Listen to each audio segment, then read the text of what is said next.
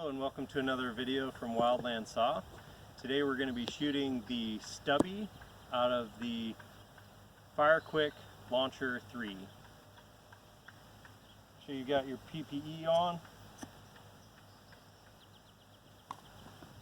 Typically this would be fired at a 30-degree angle. Today we're going to be firing it a little bit lower to minimize the distance it's traveling out into the field.